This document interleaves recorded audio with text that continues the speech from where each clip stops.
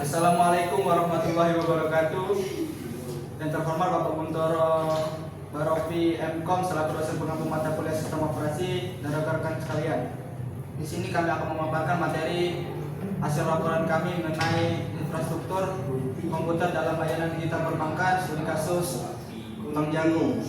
Pada presentasi kali ini kami akan menjelaskan sistem operasi dan perangkat keras dalam mendukung layanan digital perbankan yang ideal, aman dan baik. Sebelum ini perkenalkan saya Muhammad Ilham Al-Farezi selaku moderator sekaligus pemateri dan rekan saya. Saya Tuan Balogo pemateri. Saya Raffi Ahmad sebagai pemateri. Saya Misna Dwi Nuryatis sebagai pemateri. Saya Robiatul Aini sebagai pemateri. Baiklah, langsung saja kita masuk ke materi. Pada bagian ini kami menjelaskan konsep dasar sistem komputer dan sistem operasi serta studi kasus penyeratan infrastruktur digital Bank Jago. Teknologi penting yang digunakan antara lain cloud computing yang contohnya seperti AWS, Amazon Web Server. Teknologi ini memungkinkan fleksibilitas serta virtualisasi, contohnya seperti VMware. Teknologi ini memisahkan perangkat keras fisik dengan sistem operasi, lalu keamanan dengan firewall, IDS dan IPS memungkinkan untuk mengamankan sistem operasi. Baiklah, di sini saya menjelaskan metodologi penelitian yang kami gunakan dalam proyek ini. Karena kami belum ada kesempatan untuk mengakses sistem Bank Jago secara langsung, maka kami menggunakan pendekatan observasi simulatif. Di sini kami mensimulasikan perilaku nasabah, beban transaksi, dan skenario operasional sehari-hari yang kami dapat yang tersedia di publik. Tentu ini belum cukup, maka kami gunakan metodologi penelitian yang kedua, yaitu studi literatur dan referensi teknis. Kami pelajari dokumentasi dari vendor-vendor besar seperti AWS, Red Hat, dan Fortinet, serta best practice dari peserta lain. Dengan ini membantu kami merancang sistem yang tidak hanya kuat di atas kertas, tapi juga relevan dengan kondisi real yang ada di lapangan. Agar rancangan ini tidak hanya cocok untuk TI, tapi juga untuk nasabah dan manajemen, kami melakukan pendekatan yang ketiga, yaitu wawancara fiktif.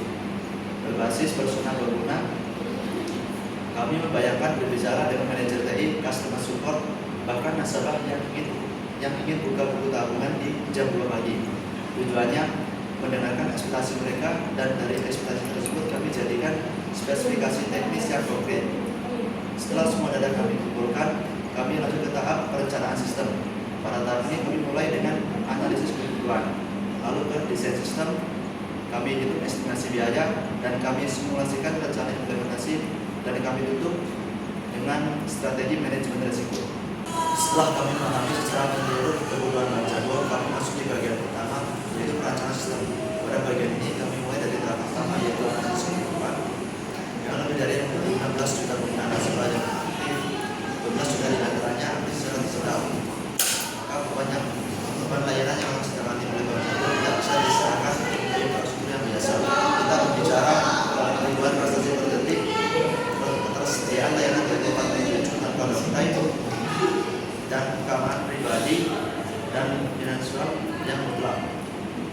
Kami menyusun desain ini berdasarkan kebutuhan yang tak itu banyak hari ini, tapi sampai 2 sampai 3 tahun ke depan. Masuk ke tahap yang kedua, yaitu perancangan spesifikasi hardware dan software yang kami rekomendasikan. Komponen yang utama yaitu server aplikasi dengan spesifikasi CPU 32 core, RAM 128 GB, NVMe 2 TB, dan ADL 8 GB.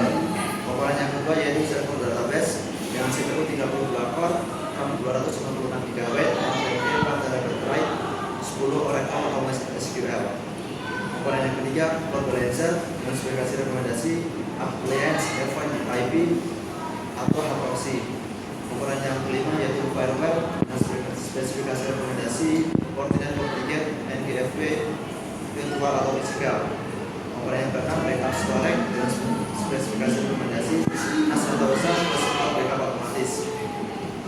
Komponen yang ketujuh, client workstation dengan spesifikasi rekomendasi CPU i7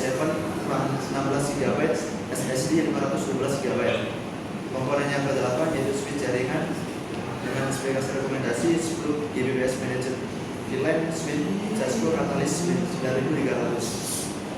Komponen yang terakhir yaitu UPS dan bawah dengan spesifikasi rekomendasi UPS dual fit plus genset plus unit monitoring.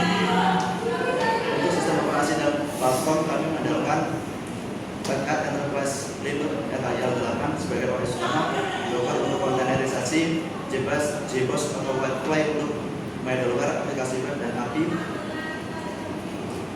Apache Hadoop atau Spark data analitik BI, FortiOS dan Fortinet sebagai sistem operasi firewall, Apache atau FTP untuk load balancing dan SSL termination, Cisco atau Juniper OS untuk routing dan switching layer. Semua komponen tidak hanya kompatibel, tapi saat ini mendukung satu sama lain dalam sisi keamanan, efisiensi, dan performa. Tahap yang ketiga yaitu perancangan skema jaringan dan arsitektur sistem. Arsitektur yang kami usulkan menggunakan pendekatan multi-tier dengan 3 lapisan. Lapisan yang pertama yaitu lapisan presentation.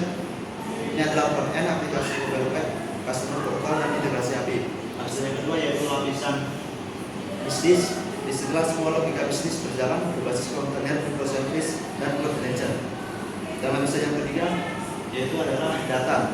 Basis data transfer dan analitik kami pisahkan fisik maupun virtual agar sistem tetap stabil saat trafik melonjak.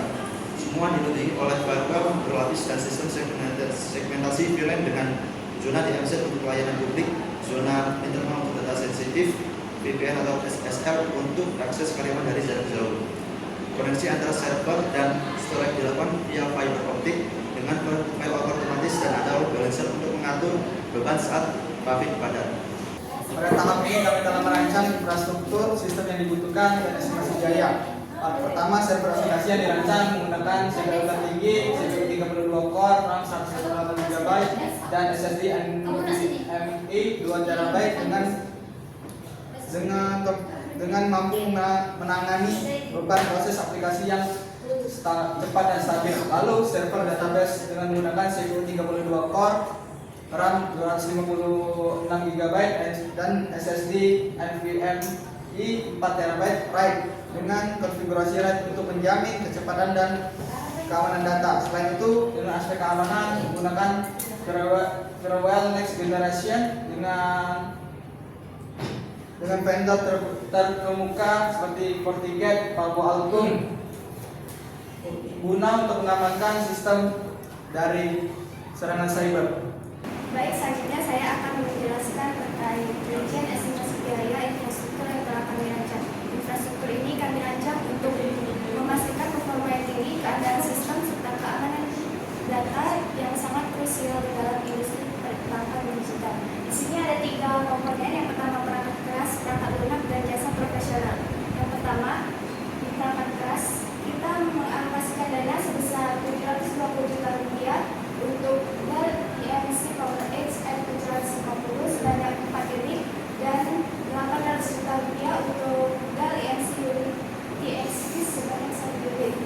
Selanjutnya, buat balancer F5 sebesar Rp300 juta serta perangkat jaringan seperti switch network sebesar Rp200 juta sebanyak 2 unit, dan yang terakhir UPS APC sebesar Rp100 juta sebanyak 2 unit. Untuk total biaya di perangkat keras ini sekitar Rp2.120 juta. Selanjutnya, pada komponen perangkat lunak dibagi menjadi 3 elemen, yaitu pertama lisensi core banking system sebesar Rp2.500 juta. Yang kedua, lisensi sistem operasi dan database seperti Windows Server dan SQL Server sebesar Rp400 juta, dan yang terakhir monitoring dan security tools sebesar Rp250 juta. Total harga semua dari perangkat keras ini yaitu sekitar Rp3.150 juta. Dan yang terakhir pada komponen jasa profesional, terdapat 2 item di sini. Yang pertama instalasi dan maintenance. Untuk harganya sendiri itu sebesar Rp300 juta untuk instalasi dan integrasi sistem, dan dengan harga Rp450 juta untuk maintenance dan support selama 3 tahun ke depan.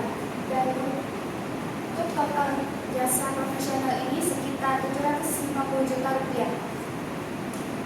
Dengan demikian, total dari